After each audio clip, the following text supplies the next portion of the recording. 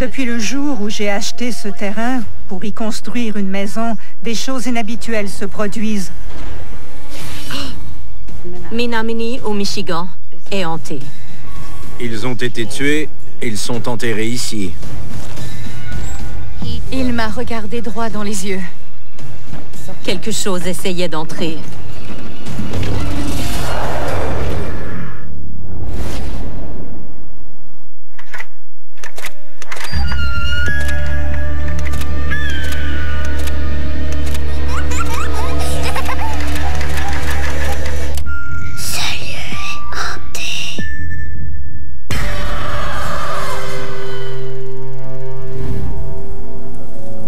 De tout temps, les humains ont honoré leurs morts de manière unique. La seule chose qu'ils ont tous en commun est que le lieu de dernier repos est spirituellement sacré.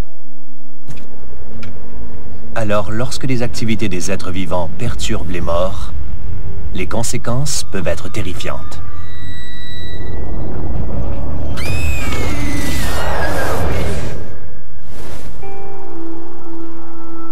Florence est une ville minuscule.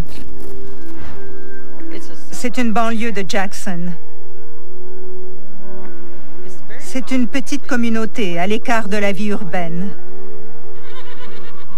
Les gens sont gentils et ils s'entraident, qu'ils se connaissent ou pas. On s'y sent comme chez soi. Après de modestes débuts, Florence est devenue une ville de banlieue à seulement 19 km de Jackson, au Mississippi. J'ai travaillé tellement longtemps à la salle du patrimoine.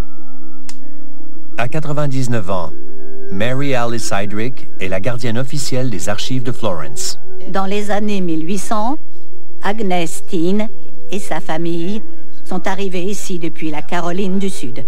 Les Steen ont fondé la ville et leurs descendants y vivent encore de nos jours. Dans les années 1900, la ville est un centre prospère du coton et du bois d'œuvre. Des générations de travailleurs ont vécu et sont morts dans cette ville. Et comme il n'existait pas de cimetière officiel, les familles ont dû se débrouiller. Dans les régions rurales du Sud, certains enterraient les membres de leur famille sur leur propriété. Ce n'était vraiment pas rare. On peut encore trouver des stèles funéraires. À mesure que la ville se développe, ces caveaux familiaux sont déterrés et relocalisés, ou bien on construit par-dessus. Il y a d'autres endroits à Florence où des tombes ont été perturbées. Et c'est probablement la raison pour laquelle les phénomènes paranormaux y sont si intenses.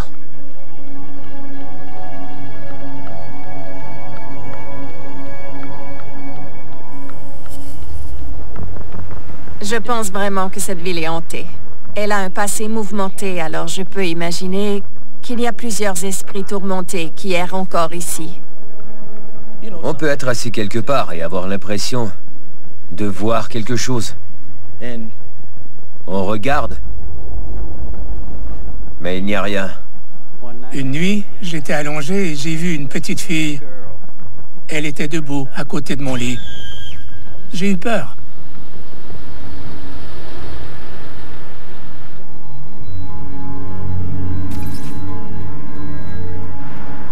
Est-ce que Florence est hantée, à votre avis?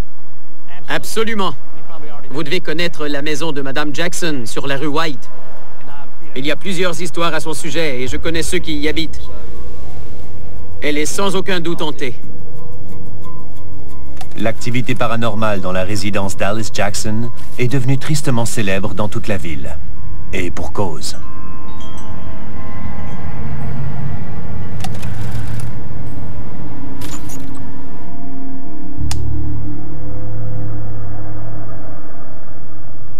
Depuis le jour où j'ai acheté ce terrain pour y construire une maison, des choses inhabituelles se produisent. On a fini la construction et j'étais heureuse d'emménager avec ma fille. Mais on a tout de suite remarqué qu'il se passait des choses.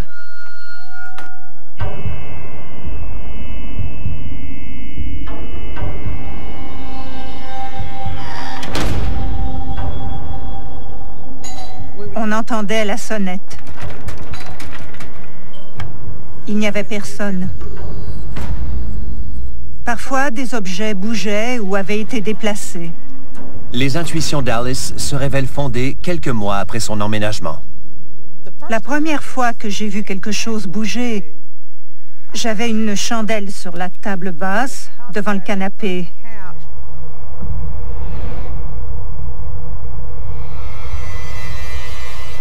La chandelle s'est élevée, elle est passée de l'autre côté du foyer et elle est tombée par terre. Ça m'a fait peur. Alice ignore que sa voisine Erin va bientôt découvrir la vérité sur ce phénomène paranormal.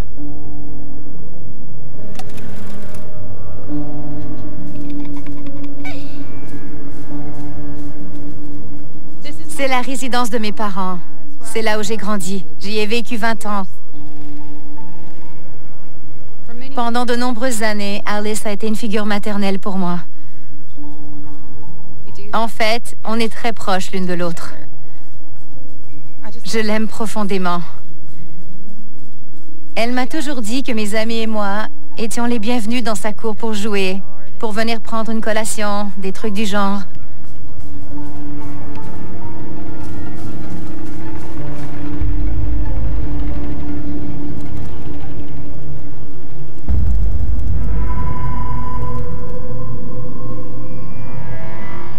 C'était un sentiment irrépressible. J'ai commencé à ressentir une présence auprès de moi.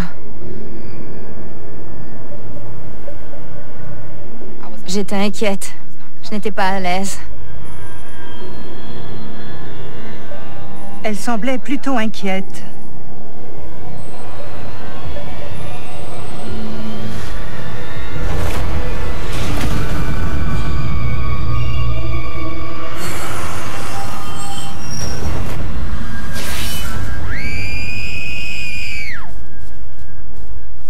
Elle m'a dit, quelqu'un est enterré dans ta cour.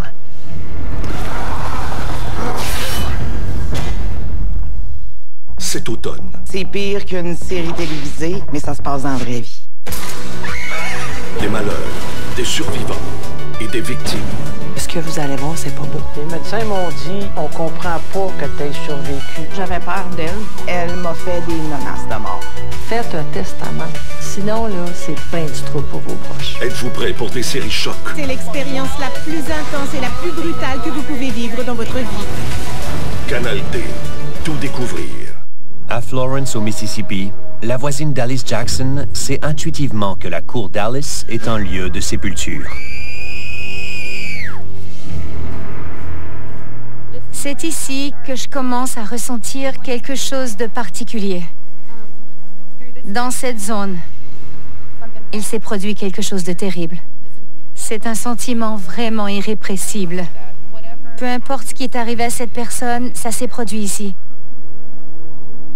C'est une présence très masculine et sa dernière demeure se trouve juste ici. Erin, à un très jeune âge, est allée dans cette cour et elle a immédiatement compris que quelque chose clochait. Et ce qu'on constate souvent chez les jeunes enfants qui ne sont tout simplement pas traumatisés par ce qu'ils devraient ou ne devraient pas voir, c'est qu'ils seront en contact avec ces phénomènes paranormaux. Les tombes sont sacrées. Et si une tombe est perturbée, l'esprit peut se mettre en colère et s'en prendre à Alice. Alice continue d'être terrorisée par des phénomènes paranormaux durant des années. Désespérée, elle prend les choses en main et se procure un géoradar pour découvrir ce qui est enterré dans sa cour. Un homme a parcouru toute la cour et il a trouvé plusieurs lignes qui auraient pu, à son avis, être des tombes parce que la terre n'était pas compacte. Il y avait 7 zones et elles étaient alignées comme on pourrait le voir dans un cimetière. Florence est une petite ville. Autrefois, l'ancien cimetière était ici. C'était le seul. Je pense que plusieurs des choses qui se sont produites ici et sur cette propriété sont liées aux nombreuses tombes qui se trouvaient là où on est en ce moment. Plus tard, l'Église a acheté un terrain au cœur de la ville. On a procédé à l'exhumation et le cimetière a été relocalisé à son emplacement actuel.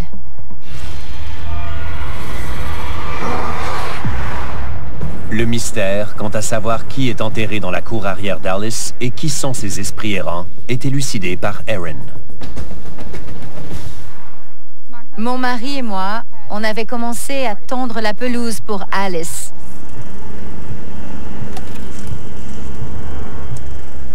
Et j'étais en train de tourner ce coin. J'étais donc à peu près ici.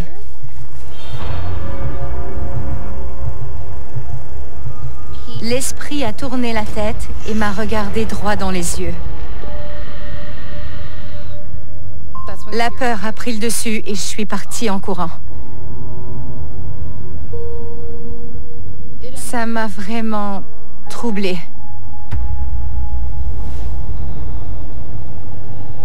L'identité de cet esprit terrifiant peut être retracée dans l'histoire de la ville. Erin a décrit la personne qu'elle a vue dans la cour et on a trouvé un livre généalogique de la première famille qui s'est installée à Florence. Et Erin a vu le révérend Henry Steen.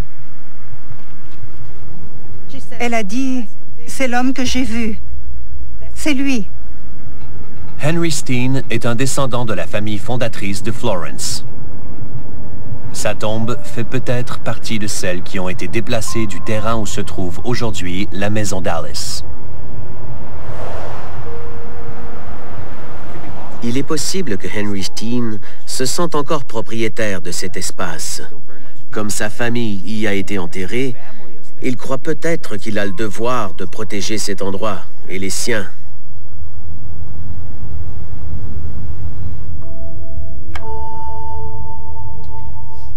On était assises à la table de la cuisine et on discutait. On prenait de nos nouvelles.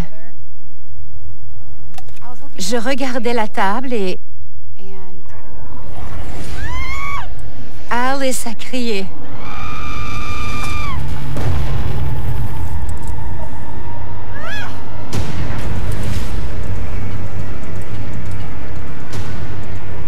Le lustre s'est mis à se balancer. C'était un autre acte délibéré.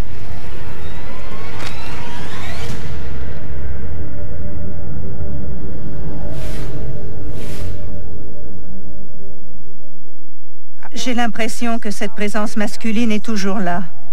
À mon avis, il veut juste qu'on sente qu'il est là.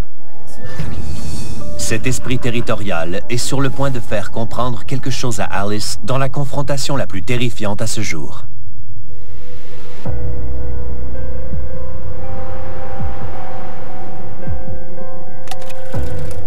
J'ai fini de travailler à 23h30. Je suis rentrée chez moi, j'ai pris un bain chaud et je me suis couchée. J'étais au lit à minuit et j'ai fait ce que je fais toujours. J'ai fermé les yeux et j'ai prié.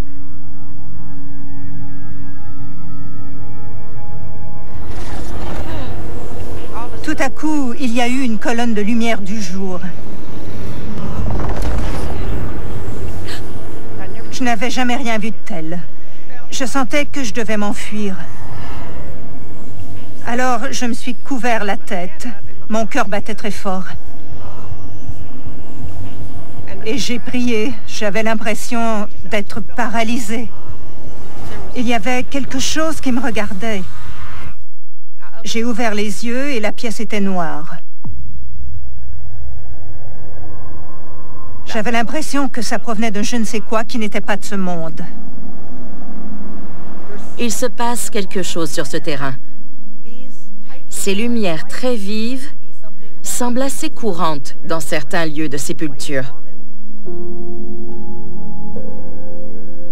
La vie d'Alice est transformée à jamais, et la perturbation des anciennes tombes sur sa propriété en est peut-être responsable.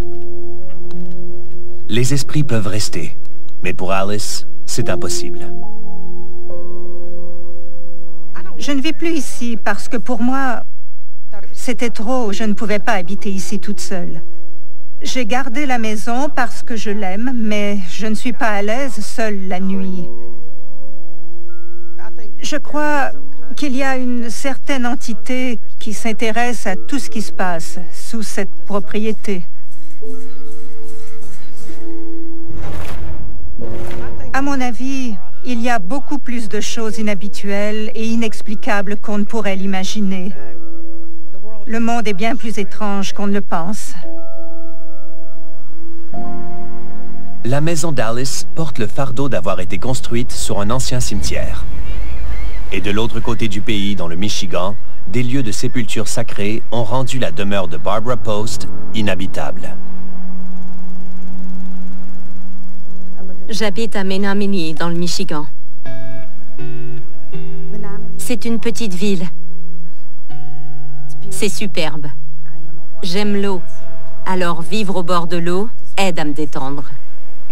Menominee est une ville ouvrière typique des localités forestières du Midwest des Grands Lacs. Je trouve que c'est un endroit merveilleux où vivre. Située à la frontière méridionale du Michigan, la ville a été fondée par des colons vers 1850. Mais pour une grande partie de l'Amérique du Nord, l'histoire de cette région est antérieure aux colons blancs. Le nom Menominee vient des Amérindiens qui ont vécu ici. Menomin signifie riz sauvage et Ni signifie peuple. C'était donc le peuple du riz sauvage. Les Menominee étaient une tribu algonquine. Les peuples autochtones mènent une vie prospère dans les forêts jusqu'à ce que l'industrie du bois les décime.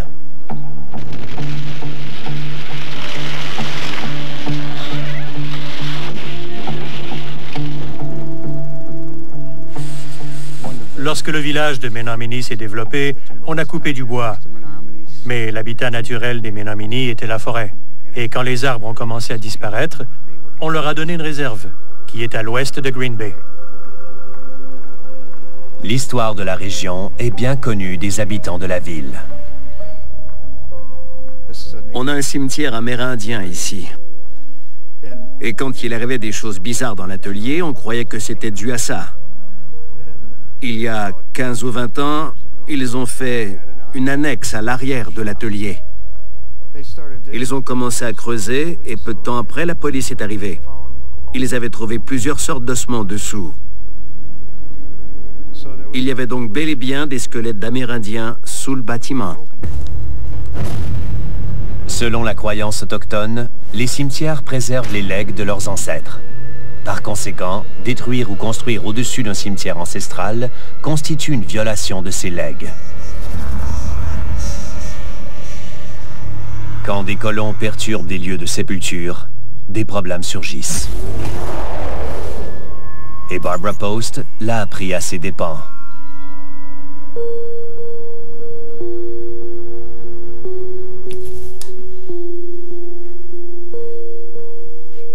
La maison a été construite entre 1880 et 1890. Je m'y sentais bien au début. Je me souviens quand Rick et moi, on est entrés. On s'est dit, ça y est, c'est la maison qu'on veut vraiment.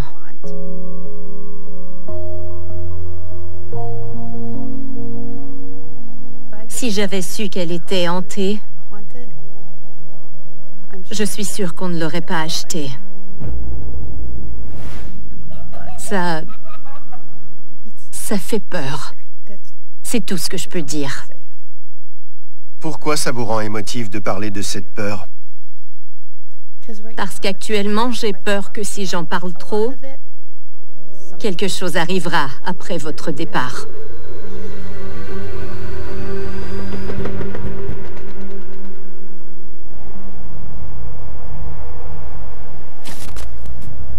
Le premier signe qu'il y a des esprits dans la maison se manifeste peu de temps après l'emménagement de Rick et Barbara. J'étais en bas, dans la cuisine. Je faisais la vaisselle. Il est tard, c'est le soir. Je sors de mon bureau, je marche dans le couloir. Puis j'arrive près de ces marches. et la porte de la salle de bain se ferme. Barb? Il y a de la lumière sous la porte, et je me dis qu'elle est dans la baignoire. Barb? Rien. Elle m'a peut-être pas entendu.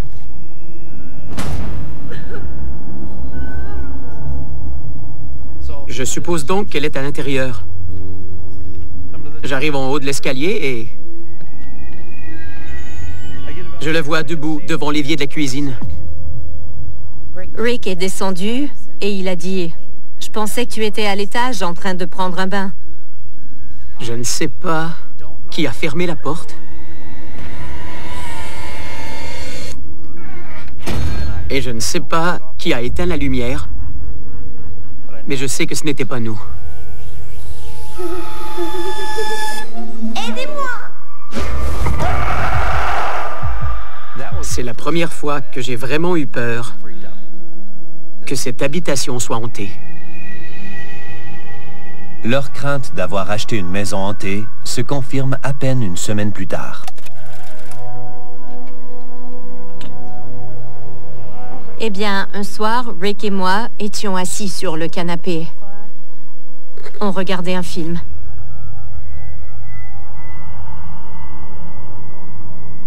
Et j'avais l'impression que quelque chose m'observait.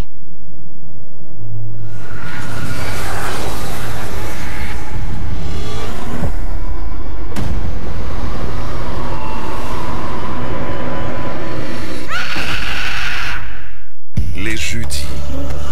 Qu'est-ce que c'est? Ça donne la chair de poule, rien que d'y penser. Des phénomènes inexpliqués mettent vos croyances au défi. Il doit forcément y avoir une explication. J'ai senti les mains et les doigts. J'ai vraiment eu une peur bleue. Je pense que ça pourrait être un des endroits hantés de la ville. L'histoire raconte que la prêtresse rôde dans la station de métro désaffectée pour la hanter. Les Jeudis paranormaux, dès 20h, à Canal D. À Menominee, dans le Michigan, l'emplacement de la ville sur des cimetières amérindiens vient hanter Barbara et son mari Rick. J'ai jeté un coup d'œil à ma gauche. Et dans le miroir de la porte, j'ai vu un garçon. Il me regardait droit dans les yeux. J'avais l'impression qu'il me fixait.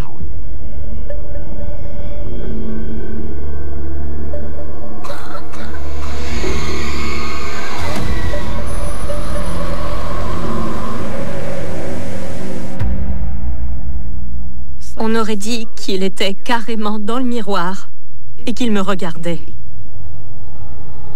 J'avais vraiment peur. Barbara et Rick découvrent bientôt ce que les habitants de la ville savent depuis longtemps. Des documents historiques révèlent que cette maison est située sur un cimetière amérindien. Quand les magnats de l'industrie du bois ont défriché et développé les terres, les cimetières ont été profanés. Et depuis, une énergie spirituelle négative plane sur les lieux comme une malédiction.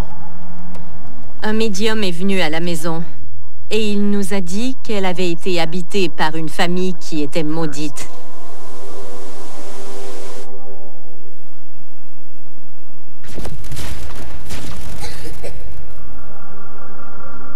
Le garçon est tombé malade et il est mort. La mère n'a pas pu le supporter et elle a fini par se pendre dans le vestibule. Le père a été incapable de gérer la situation et il a noyé sa propre fille dans la baignoire, à l'étage.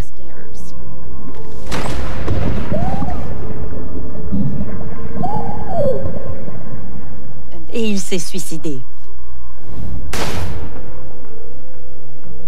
C'est pour ça que les esprits sont dans la maison. On parle de terres qui ont été habitées par les Menominee pendant 10 000 ans avant l'arrivée des colons.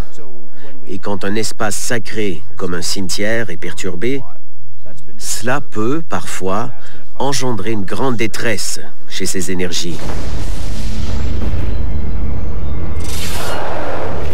Une semaine plus tard, Barbara est obligée de faire face à l'effroyable vérité de l'histoire de sa maison. Il était tôt le matin et il faisait très froid dehors. J'étais ici et je posais des pellicules isolantes sur les fenêtres. J'étais seule à la maison. J'utilisais un sèche-cheveux pour sceller les pellicules aux fenêtres.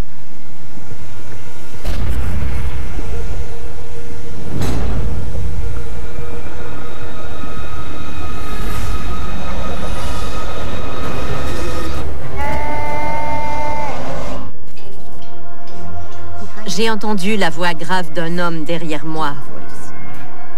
Il semblait être en colère. L'entité ne voulait pas que je sois là. J'étais terrifiée. Je n'ai jamais eu aussi peur auparavant.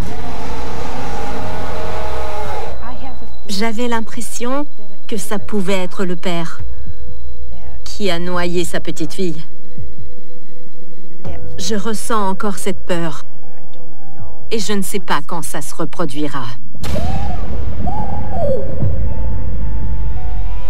Barbara ne pouvait pas savoir que la prochaine attaque aurait lieu une semaine plus tard. Un soir, j'ai voulu prendre un bain, alors j'ai fermé la porte et je l'ai verrouillée.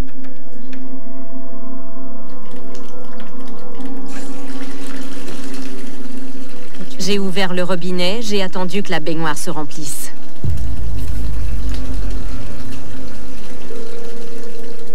Ma tête était ici et mes pieds là.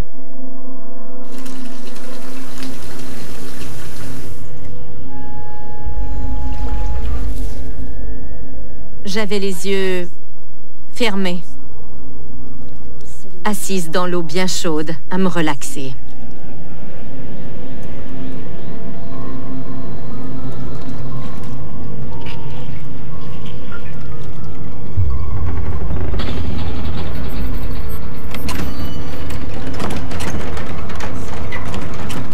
J'ai entendu la porte.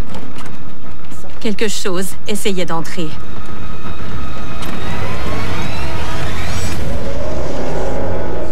Les lundis, la révolution technologique n'a cessé de transformer le monde. On n'est plus très loin de téléporter Wascoti. On pourra habiter à un endroit et travailler à 100 ou 200 km de chez soi.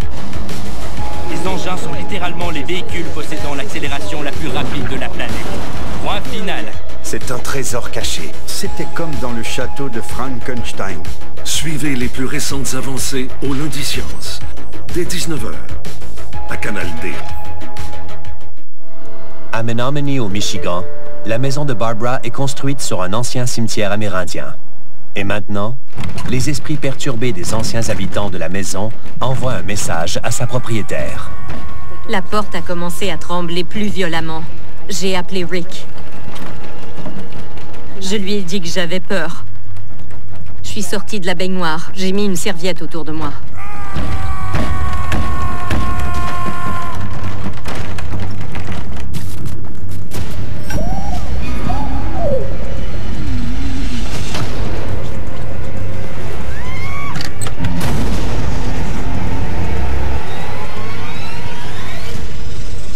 Puis Rick est arrivé.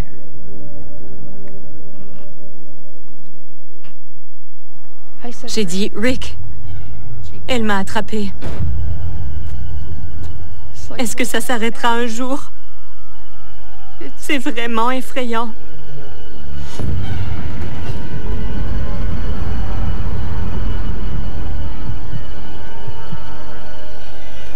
Il y a une petite fille dans cette salle de bain.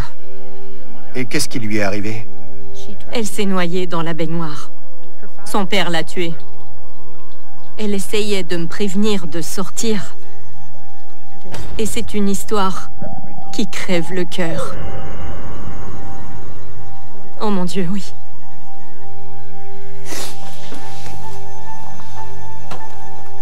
Désolée.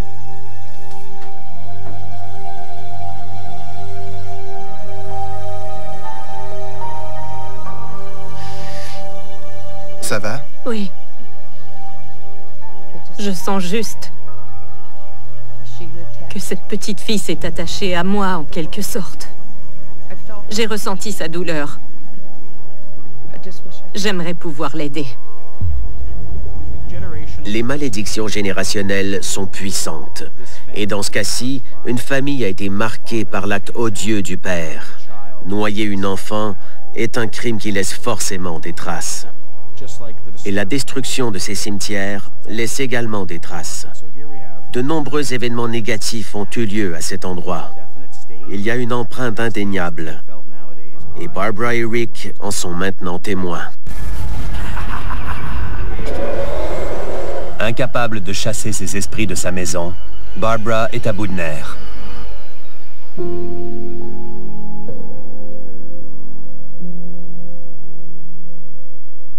Pourquoi restez-vous ici? Pourquoi vous ne partez pas? Au début, je n'étais pas du genre à m'enfuir, même si j'avais peur. Je voulais juste que ça s'arrête pour de bon. On a un plan. Dans 3 ans, je vais prendre ma retraite, on vendra tout et on voyagera. Je veux juste vendre la maison telle qu'elle et partir. La profanation des lieux de sépulture sacrés a rendu impossible pour Barbara de continuer à vivre dans sa maison. Mais de l'autre côté du pays, à Brentwood, en Pennsylvanie, Bob Cranmer se bat pour le contrôle de sa maison.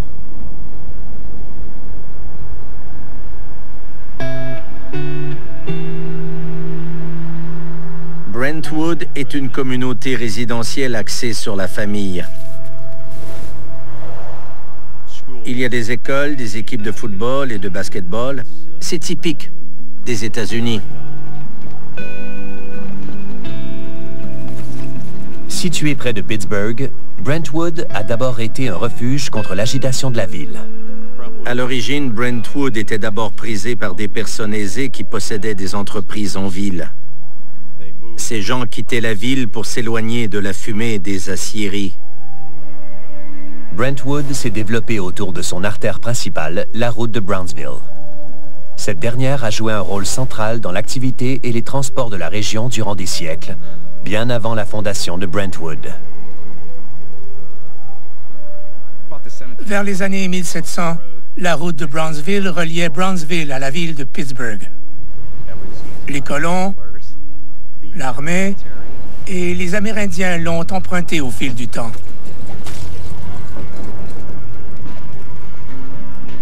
Il y a eu tellement de combats entre ces 3 groupes que plusieurs personnes sont probablement mortes le long de cette route.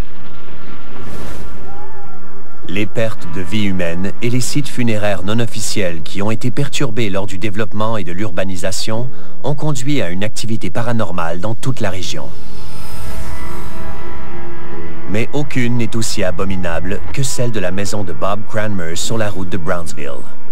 Si vous parlez à des gens d'ici, de la maison de Bob Cranmer, ils vous diront qu'il y a beaucoup de phénomènes paranormaux, tant dans la maison que sur le terrain.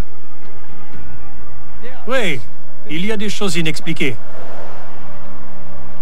Certains voient et entendent des choses.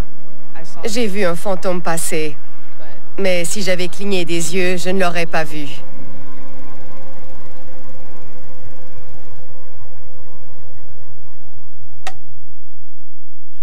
J'étais vraiment fasciné par cette maison. Il y a quelque chose qui m'attirait.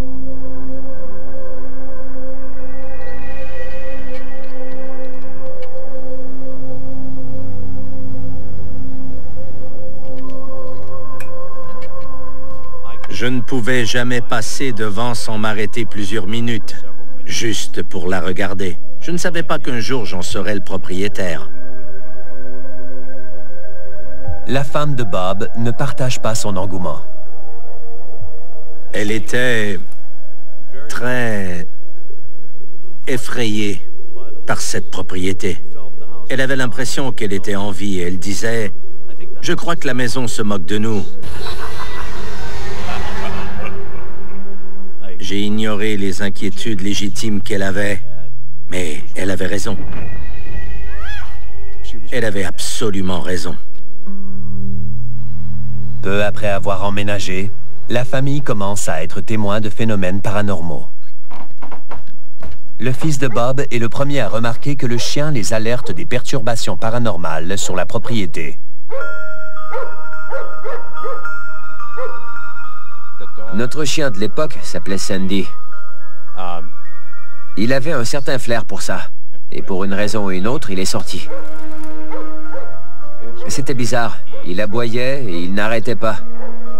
Sandy fixait un endroit précis du terrain. Bob, qui jardinait, est allé voir ce qui se passait.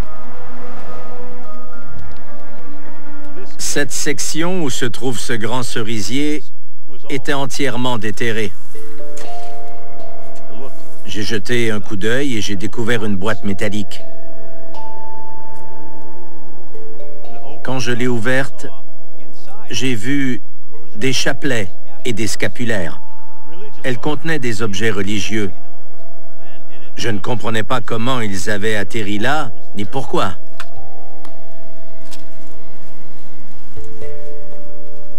Par la suite, j'ai appris l'existence d'une pratique catholique pour combattre le mal. Elle consiste à enterrer de saintes reliques bénies aux quatre coins de la propriété. De nombreux sites funéraires qui ont été désignés comme sacrés au fil des siècles dégagent une énergie vraiment unique et particulière. Et habituellement, quand ces lieux ont été perturbés par quelque chose, on peut également y observer une recrudescence des phénomènes paranormaux.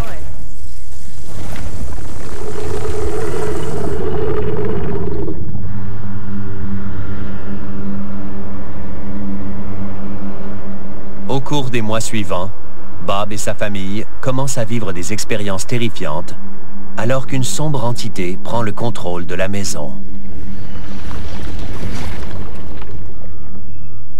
Dans l'obscurité, j'ai vu une silhouette sombre.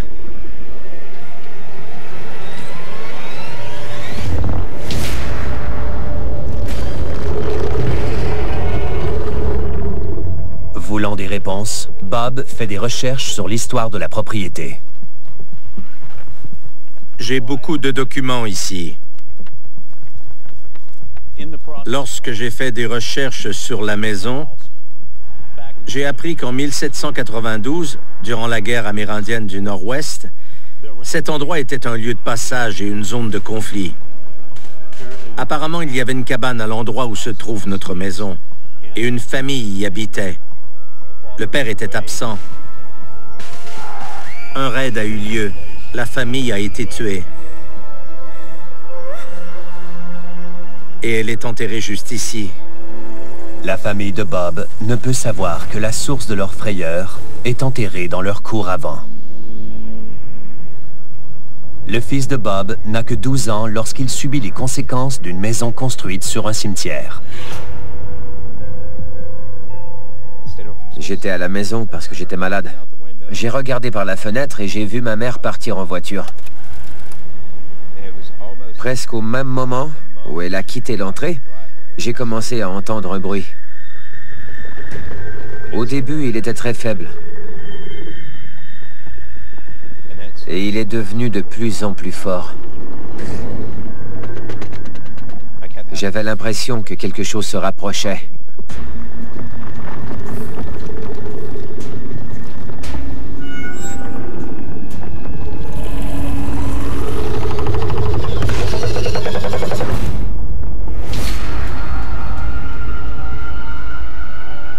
Et cette chose avait la taille de la porte. Elle portait une cape noire. Elle est entrée dans la pièce et je me suis caché sous les couvertures.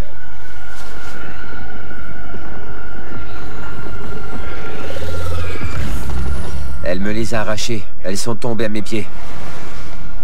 Juste au-dessus du lit où j'étais allongé, je pouvais voir un torse, mais il était noir. J'ai fermé les yeux, j'ai crié et tout s'est arrêté.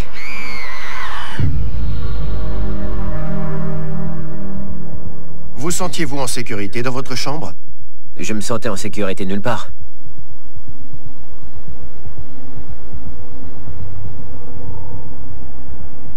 À ce moment-là, On a compris tous les deux qu'il se passait quelque chose.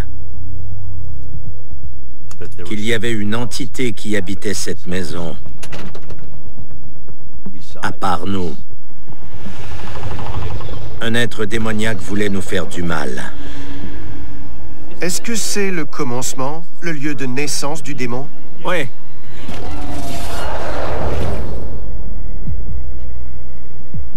Historiquement, les cas qui ont été marqués d'un traumatisme aussi sévère que celui-ci ont souvent donné naissance à des formes de conscience négatives.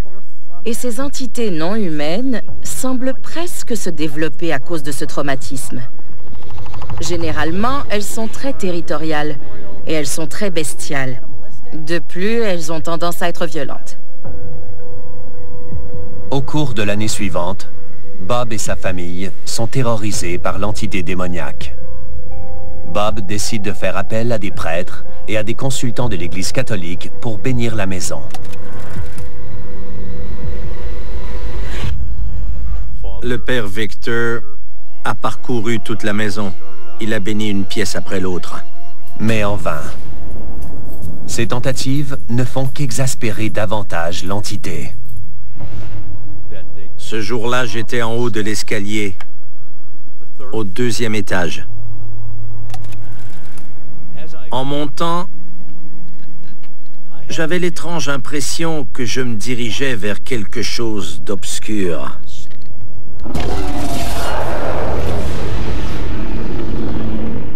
Quelle est la meilleure alimentation pour sustenter un héros en quête de victoire? Quoi? J'ai un régime particulier. Il a faim. Ouais, ça c'est... Délicieux. C'est des fibres qu'il te faut pour évacuer ça. Vas-y, petit. Pour braver l'adversaire, il est impératif d'avoir une diète équilibrée. On vous propose un menu gargantuesque à votre cinéma, jeudi et samedi 22h, à Canal D. À Brentwood, en Pennsylvanie, un démon a été libéré par le retrait de protection sacrée d'une tombe sur une propriété. Bob Cranmer se retrouve engagé dans une bataille sanglante contre une entité sombre. J'ai vu cette substance rouge couler le long des murs. Je me suis demandé ce que c'était. Ça faisait déjà 1 an qu'on essayait d'éliminer ce démon. Et là, je sentais qu'il revendiquait la maison comme étant la sienne. Imitant le prêtre, bénissant l'habitation avec de l'eau bénite, cette entité la bénissait maintenant avec du sang. Et si jamais j'ai failli abandonner et partir, c'était là. Dans une dernière tentative pour récupérer sa maison de l'énergie maléfique qui demeure sur les lieux en raison de la vieille empreinte psychique laissée par les morts sur sa propriété, Bob demande à l'Église catholique de procéder à un exorcisme. C'était un samedi. Il pleuvait à l'extérieur. Il y avait du tonnerre. Le père Victor priait, tout en marchant, et on était tous avec lui.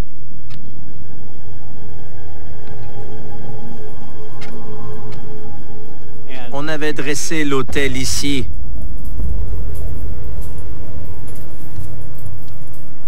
Pendant qu'il disait la messe,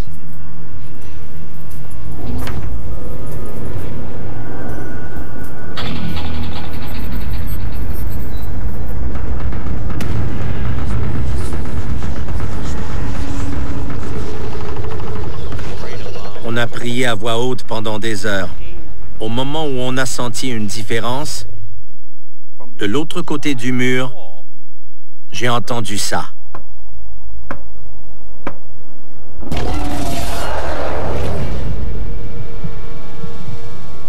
Notre chien Sandy s'est dirigé vers cette pièce.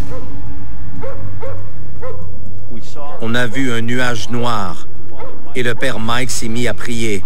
Et moi aussi. Le père Mike avait son crucifix de Saint-Michel. Cette entité est devenue très violente. Elle se défendait.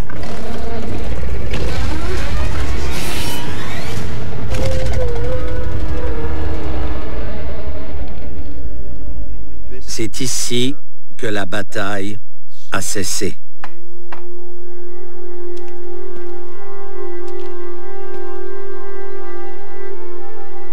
J'avais l'impression qu'on enlevait une certaine lourdeur dans la pièce.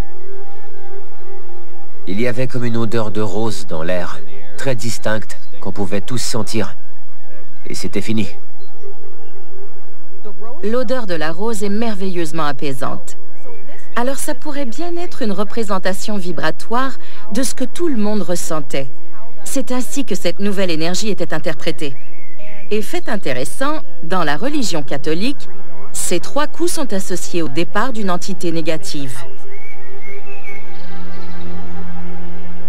Beaucoup de morts sont survenus à cause de cet esprit maléfique. Il fallait l'affronter et le vaincre. Florence dans le Mississippi, Menominee dans le Michigan et Brentwood en Pennsylvanie sont des localités très éloignées les unes des autres.